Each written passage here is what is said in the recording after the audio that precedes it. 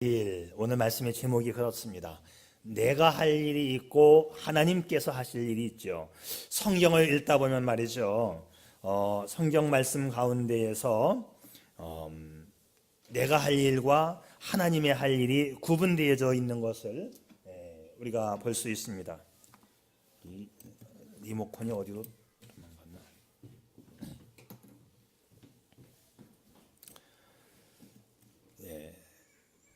우리는 신앙생활을 하는 과정에서 우리가 할 일만 하면 됩니다. 나머지는 하나님께 맡기는 거예요. 절대로 우리가 하나님의 영역을 침범할 수 없습니다. 이 초자연적이고 기적적인 사건은 모두가 다 하나님의 영역입니다. 그래서 지혜로운 자는 하나님의 영역과 내 영역을 아는 자입니다. 사람이 아무리 자기의 지혜와 능력을 가지고 일을 행한다 할지라도 그 일의 결국은 하나님의 손에 달려있기 때문이지요. 여러분, 다 내가 하는 거 아닙니다. 사람이 아무리 농사를 열심히 지어도 열매를 맺어 수확하는 과정에 결정적 기여자는 하나님이신 걸 우리는 압니다. 그렇기 때문에 말씀을 읽으면서 하나님께서 내게 원하시는 것이 뭔가, 내가 해야 할 부분이 무언가를 알고 행하는 자가 바로 지혜로운 자가 되는 것이지요. 예일 대학의 심리학과 교수인 스타인버그 교수가 Successful Intelligence라고 하는 성공적인 영리함, 이렇게 번역을 하면 될 것 같은데, 자, 그 책에서 아주 재미있는 예화를 들려줍니다. 제가 한국말로 두 사람의 이름을 똑똑이와 헛똑이라고 지었어요. 이 똑똑이라고 하는 아이는 학교에서 최우등을 하는 아주 똑똑한 아이입니다. 반면에 헛똑이라는 아이는 동네에서 사건이 일어났다면 안 끼는 데가 없이 문제의 팔방미인입니다. 이 두 친구가 같이 산에 올라갔어요. 큰 호랑이를 만나게 되는데, 똑똑이는 호랑이를 보는 순간 똑똑한 머리로 계산을 합니다. 호랑이가 250m 밖에 있다. 시속 50km로 달려오면 이곳까지 오는데 17.88초가 걸린다. 그 후에 나는 죽는다. 자, 이런 계산을 하고 있는데 헛똑이가 운동화 끈을 고쳐매고 있는 거예요. 그래서 똑똑이가 말합니다. 야, 이 멍청한 녀석아, 네가 뛰어봤자 벼룩이지 네가 호랑이보다 빠르게 도망갈 수 있니? 그때 헛똑이가 씩 웃으면서 한마디 하기를, 나는 너보다 빨리 도망가면 되는 걸, 그렇게 얘기를 합니다. 나는 너보다 빨리만 도망가면 되는 걸.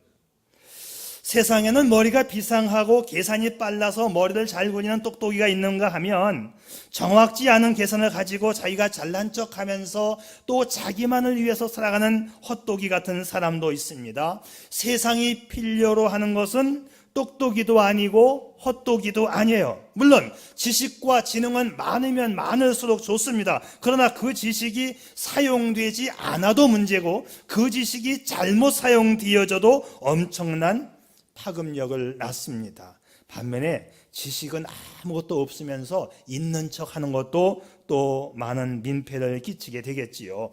그러면 하나님께서 요구하는 사람은 어떤 사람인가? 지식을 잘 활용하는 사람을 하나님이 기뻐하십니다.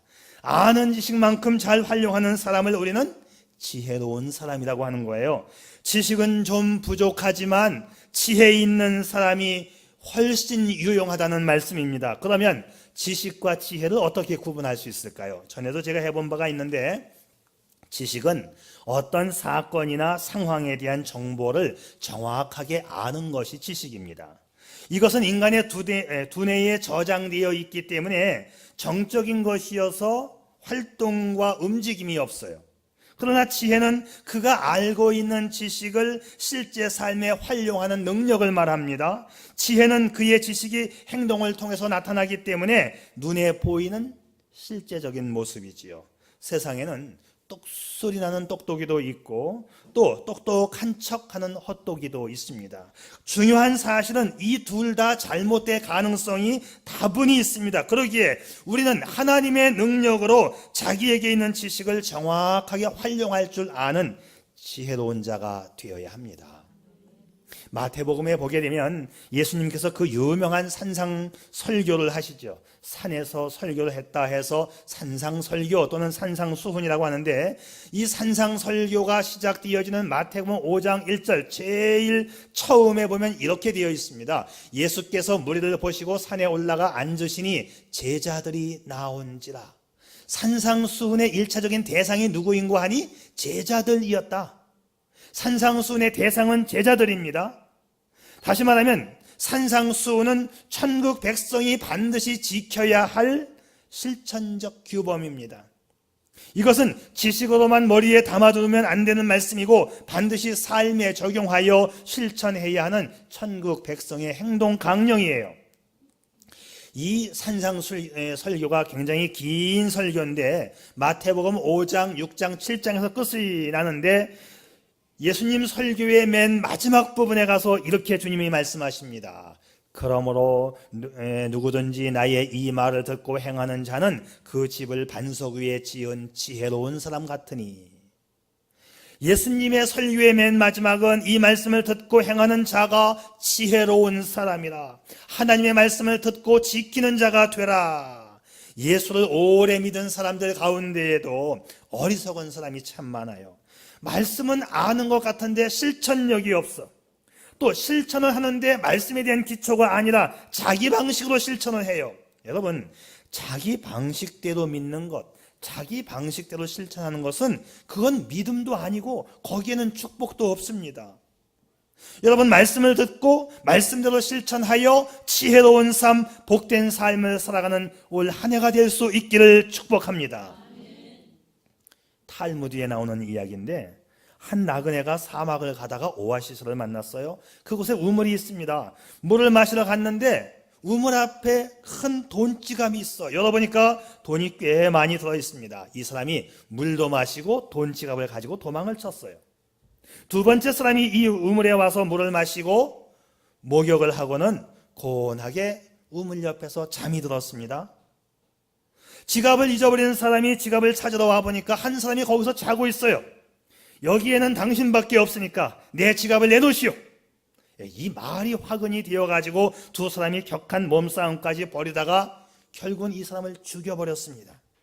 모세가 이 모습을 보면서 하나님 앞에 이렇게 물었어요. 하나님, 왜 이런 일이 일어나지요? 왜 엉뚱한 사람이 지갑을 가지고 가서 이득을 얻습니까?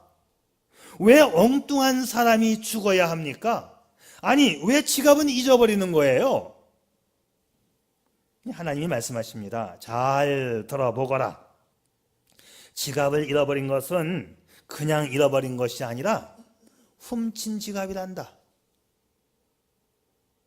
지갑을 주운 사람은 공짜로 돈을 얻은 것이 아니라 그 아버지의 지갑이란다. 죽은 사람은 그냥 죽은 것이 아니라 사람을 죽이고 사막으로 도망쳤던 사람이다. 하나님 없이 살아가는 사람들 모두는 서로가 서로를 얽히고 설키고 물고 뜯고 그렇게 살아가고 있다는 이야기예요. 모두가 다 자기 잘난 맛에 살아가고 있지만 얻은 것도 아무것도 없고 허무한 인생을 살아가고, 인생이 그렇게 부메랑이 되어서 돌고 도는 인생이다. 자기 깐에는 참 잘하고 있다고 생각할 거예요. 하나님 없는 인생이 바로 이와 같다는 것입니다. 이 세상을 주관하시는 분은 하나님이십니다. 이 점 명심하시기를 바랍니다. 하나님 없이 잘난 척 마시고 하나님 말씀을 듣고 제대로 행하는 지혜로운 자가 축복받는 자임을 기억할 수 있기를 축복합니다. 오늘 본문 말씀은 예수님이 제자들과 함께 길을 가는데 날 때부터 소경된 사람을 만나면서 이야기가 시작됩니다. 이 사건 상황에서 제자들이 주님 앞에 질문을 하지요. 이 사람이 소경으로 태어난 것이 누구의 죄로 인함입니까? 부모의 죄입니까? 자신의 죄입니까? 그런데 이 질문은 제자들이 어느 정도 답을 가지고 예수님께 물어본 것임을 알 수 있어요. 우선 죄값 때문에 이 사람이 소경이 되었다는 확신을 갖고 묻습니다. 이 사람이 소경으로 태어난 것이 부모의 죄입니까? 자신의 죄입니까? 지금 제자들이 확신하고 있는 것은 분명히 죄의 결과에 의한 것이다. 다만 부모의 죄 때문인지 본인의 죄 때문인지 아리송할 따름이다. 자, 만약에 이 소경이 성장 과정에서 시각장애인이 되었다면 제자들은 질문 안 했을 거예요. 그건 네 잘못이야. 네가 죄를 지어서 그래. 그런데 태어나면서부터 소경으로 태어났어요. 부모의 죄라면 부모가 죄값을 받아야 하는데 이 죄값을 어린아이가 받고 있으니까 이 해석상 곤란한 문제에 봉착을 하게 된 겁니다. 그래 주님이 답변을 하시지요. 주님이 이렇게 말씀하십니다. 예수께서 대답하시되 이 사람이나 그 부모의 죄로 인한 것이 아니라 그에게서 하나님의 하시는 일을 나타내고자 하심이라. 근데 말이죠, 주님이 아주 뜻밖의 대답을 하셨는데 이 사람을 통해서 하나님의 하시는 일을 나타내고자 하심이라. 이 부분에서 제자들이 반문하지는 않았지만 충분히 반론 내지는 반문이 가능한 답변이에요. 무슨 말이냐 하면, 아니 그렇다면 하나님은 하나님의 일을 하시기 위해서 한 사람을 소경으로 태어나게 하셨단 말이야? 하나님이 그렇게 고약한 분이야? 라고 하는 질문이 얼마든지 가능한 이야기입니다. 자, 우리가 이 성경 구절을 잘못 곡해하게 되면 하나님을 심술꾸러기 같은 못된 분으로 만들 수가 있습니다. 우리말 개역 성경의 뉘앙스가 그렇게 풍겨지고 있어요. 그래서 자, 이 부분을 영어 성경에서 이 컨템포러리 잉글리시 버전에 보면 아주 본문의 뉘앙스를 잘 살려서 번역을 해 놓아서 제가 한번 소개를 하겠습니다. 영어는 뭐 읽어도 모르니까 안 읽어드리고 이제 해석을 제가 해놨어요. 자, 해석을 보세요. 이런 뜻입니다. 아니야, 그렇지 않아. 무슨 얘기냐면 아버지의 죄도 아니고 이 사람의 죄도 아니야 하면서 예수님 대답하시기를, 하지만 그의 보지 못함으로 인해서 너희는 하나님이 그를 위해 일으키는 기적을 볼 것이야. 이렇게 번역을 했어요. 하나님이 하시는 일을 위해서 이 사람을 소경으로 만든 것이 아니라 죄인된 인간의 삶의 과정에서 나타나는 고통과 불행과 질병을 가지고 그 삶의 결과를 가지고 하나님께서 하나님의 일을 나타내신다는 뜻입니다. 그러니까 하나님은 하나님의 일을 위해서 질병이나 범죄를 조장하는 분이 아니라는 말씀이지요. 또 다른 번역 성경에 보면 더 메시지라고 하는 책이 있죠. 우리 청년들이 그거 보는 것 같은데 그 책 참 좋아요. 그 유진 피터슨 목사님이 번역한 건데 거기에도 보게 되면 이렇게 번역을 해놓았습니다. You are asking the wrong question. 너희는 지금 잘못된 질문을 하고 있어. 엉뚱한 질문을 하고 있구나. 누군가 비난할 대상을 찾고 있어. 하지만 이 사람의 불행은 죄의 결과가 아니야. 눈을 돌려 하나님이 무엇을 하실 수 있는지를 바라보도록 하라. 이렇게 번역이 되어 있습니다. 그러니까 예수님의 대답은 이거예요. 하나님께서 당신의 일을 나타내기 위해서 그를 소경으로 태어나게 한 것이 아니라 그가 소경으로 태어난 결과를 사용하여 하나님께서 당신의 일을 보이실 것이라는 말씀이에요. 하나님은 당신의 목적을 위해서 아프지 말아야 할 사람을 아프게 하거나 불행하지 않아도 될 사람을 불행하게 만든다는 말씀이 아닙니다. 어찌되었건 오늘 본문에서 주님의 관심사는 이 소경된 사람을 고치는 일입니다. 그런데 주님은 아주 독특한 방법으로 이 소경을 고쳐요. 침을 뱉어 진흙을 이겨서 소경의 눈에 발라주고는 실로암 연못에 가서 씻으라 명하십니다. 그리고 소경은 즉시로 가서 씻고 깨끗이 나음을 입게 됩니다. 자, 오늘 말씀 볼까요? 이 말씀을 하시고 땅에 침을 뱉어 진흙을 이겨 그의 눈에 바르시고 이르시되 실로암 못에 가서 씻으라 하시니, 실로암은 번역하면 보냄을 받았다는 뜻이라. 이에 가서 씻고 밝은 눈으로 왔더라. 자, 이 사건들을 보면서 주님께서 하시는 일과 우리가 해야 할 일이 명확하게 구분되어 있는 것을 우리가 보게 됩니다. 주님께서 하시는 일과 내가 할 일을 구분해서 행동하는 사람이 바로 지혜로운 사람이 되는 거예요. 자, 우선 주님의 하실 일은 주님의 방법대로입니다. 주님이 하실 일이 주님의 방법대로라는 것은 주님의 주권대로 당신의 일을 하신다는 말씀이지요. 때로 주님의 일은 내가 예측할 수 없는 것들, 예측하지 못했던 것들, 내 상식을 뛰어넘는 일들이 많이 있어요. 오늘 본문에서도 예수님은 아주 독특한 방법으로 소경의 눈을 치유하십니다. 진흙을 이겨서 소경의 눈에 바르는데 그것도 침을 뱉어서 진흙을 이겨 소경의 눈에 바르고 다른 연못도 아닌 반드시 실로암 연못으로 가서 씻으라고 말을 해요. 자, 이 독특하다 못해 상식적으로 납득이 되지 않는 이 일이 주님의 일이고 주님의 계획이고 주님의 방법입니다. 자, 우리는요, 하나님이 하시는 일에 대해서 간섭하거나 반론을 제기할 수도 없고 해서도 안 된다는 거예요. 그러면 왜 주님이 이런 방법을 선택했을까요? 신학자 벵겔은 이렇게 말합니다. 예수께서 진흙으로 소경의 눈을 치유하신 이유는 태초에 하나님께서 세상을 창조하실 때에 진흙으로 인간을 창조하신 사실을 상기시키기 위한 하나님의 계획이었다. 하나님은 소경에게 세상을 창조하신 분이 하나님이시며 지금도 병자를 치유하시고 세상을 다스리시는 분이 창조주 하나님이심을 알게 하는 거기에 목적이 있었다는 것이지요. 오늘 우리가 분명히 알아야 할 사실은 하나님의 방법에 대하여 인간은 어떤 항의나 변명도 불가능하고 오직 말씀에 순종하는 것만이 우리가 할 일이라는 것을 오늘 우리가 배워야 합니다. 지금까지 우리 예수님은 수많은 병자를 고치셨으며 수많은 기적과 능력을 행하였고 인간의 상상과 능력을 뛰어넘는 권능을 보여왔습니다. 어떤 때는 말 한마디 가지고 고치기도 했습니다. 그런데 이전처럼 오늘 이 본문처럼 침으로 진흙을 이겨서 눈에 발라 소경을 치유하신 사건은 이번이 처음입니다. 무슨 의미냐 하면 주님께서 하시는 일은 주님의 주권에 있다는 거예요. 주님의 방법대로라는 것이죠. 이것이 하나님의 뜻이고 계획입니다. 왜냐하면 그분이 하나님이시기 때문입니다. 여러분, 날마다 이 하나님의 절대 주권을 인정해 드릴 수 있기를 바랍니다. 그러면 그 소경을 통해서 나타내려는 하나님의 일, 하나님의 의도는 과연 뭘까요? 다행히도 우리는 이 해답을 성경에서 찾을 수가 있어요. 오늘 본문 후반부에 가면 소경에 고침받은 사건을 두고 주변 사람들과 바리새인들이 갑론을박 논쟁을 벌여요. 그 논쟁의 핵심은 뭐냐면 진짜 소경이 눈을 떴냐? 진짜 맹인이 앞을 보냐? 자,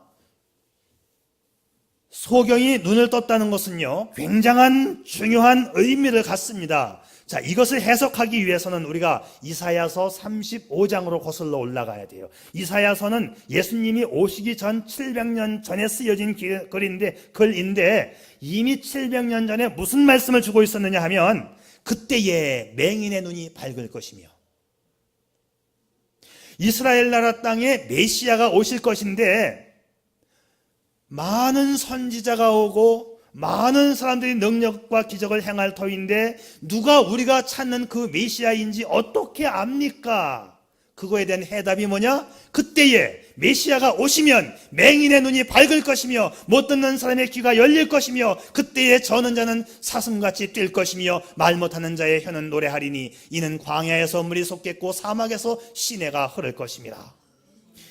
맹인이 보는 사건이 일어나기만 하면 그가 바로 메시아라는 것을 알아야 된다 이 말이죠. 그래서 구약 성경을 알고 있는 이 사람들로서는 정말 맹인이 눈을 떴단 말이야?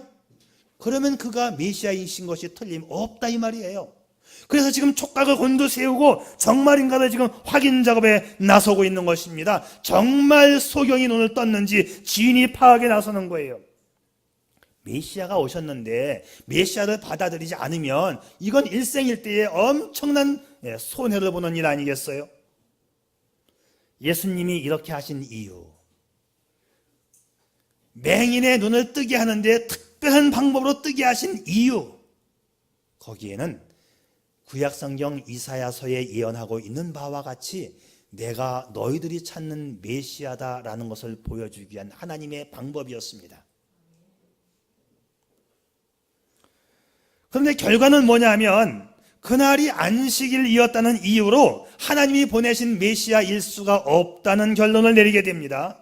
자기들이 만든 율법 조항에 묶여서 메시아를 메시아로 인정하지 못하게 되었어요. 예수님은 믿지 못하는 그들을 영적인 소경으로 정죄하며 요한복음 9장에 결론을 내리십니다.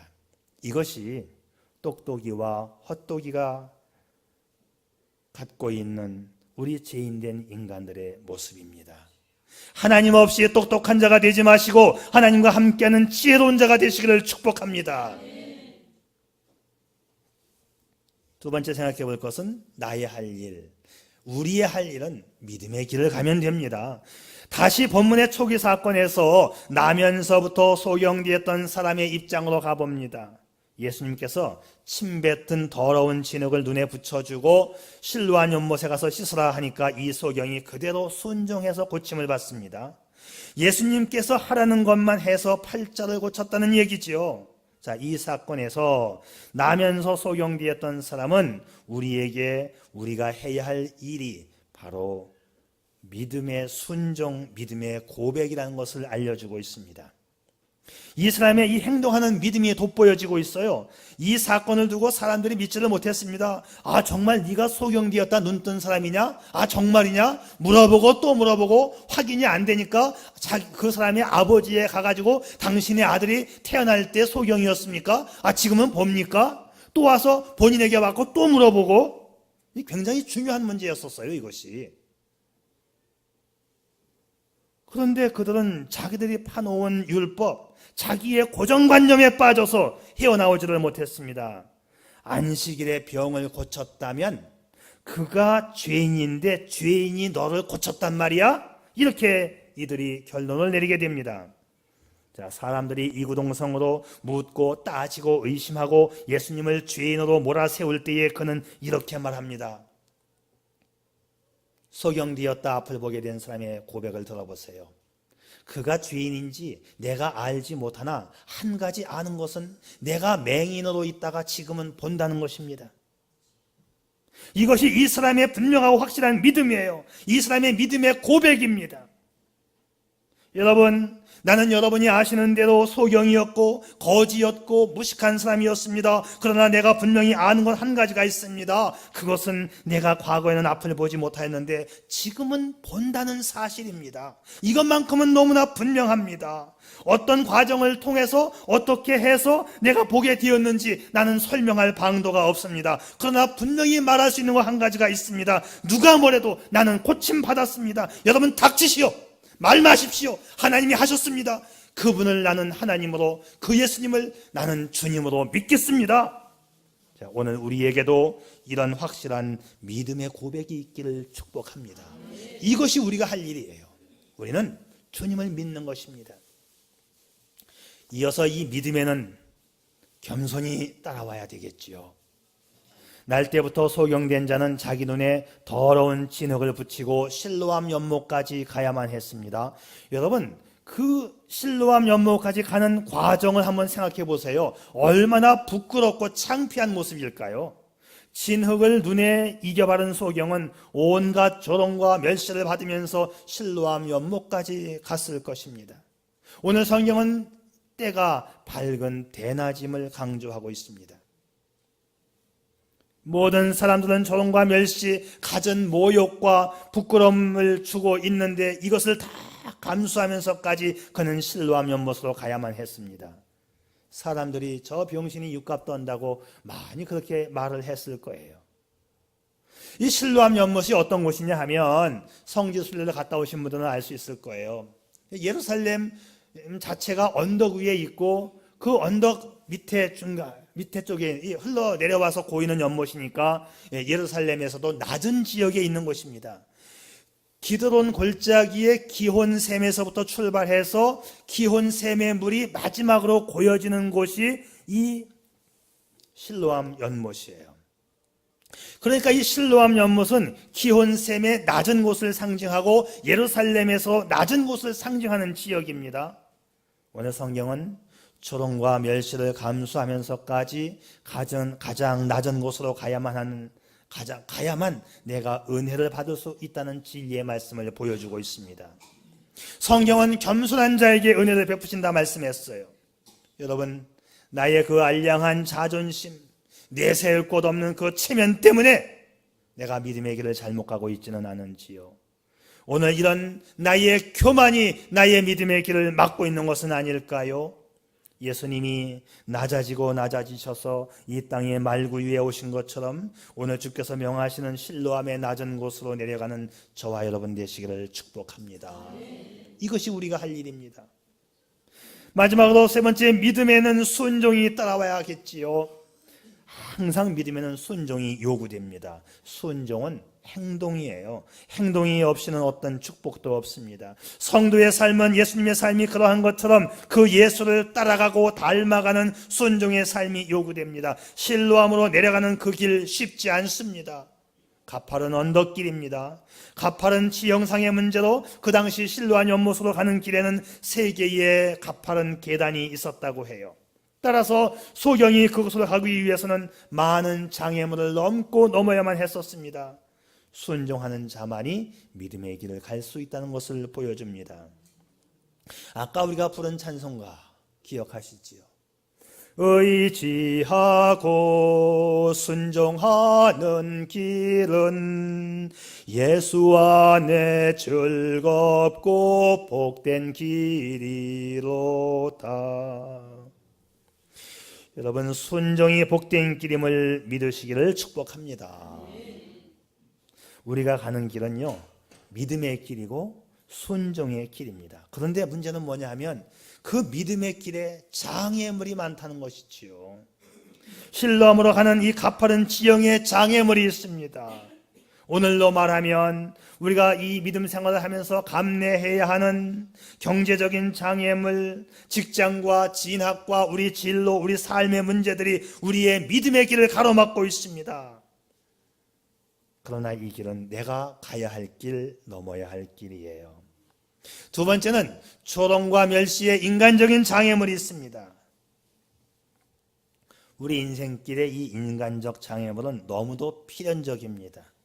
어쩌면 그렇게도 내 생각과 다른 사람들만 모여 있는지, 어쩌면 그렇게도 내 방식과 다른 사람들, 일처리 방식이 나와 다르고 생각이 다르고 어떤 사건에 대해서 공감하고 느끼는 감정이 왜 그렇게 나와 다른지, 어떤 때는 이 일 때문에 내가 외톨이가 되기도 하고 내가 상처를 얻기도 하고 또 본의 아니게 내가 상처를 주기도 합니다.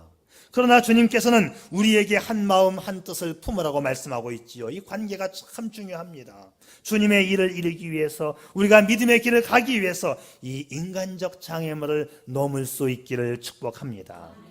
세 번째는 예수를 메시아로, 나의 주님으로 인정하는 그 순간 사람들로부터 배척당하고 사회로부터 고립되어지는 사회적인 장애물이 있습니다. 사랑하는 여러분, 우리의 이 믿음의 길, 우리는 말씀 따라 순종하며 가면 됩니다.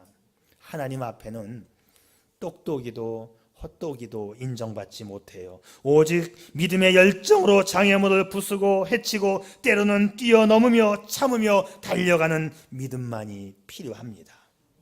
믿음의 길을 가면 나머지는 하나님의 몫이에요.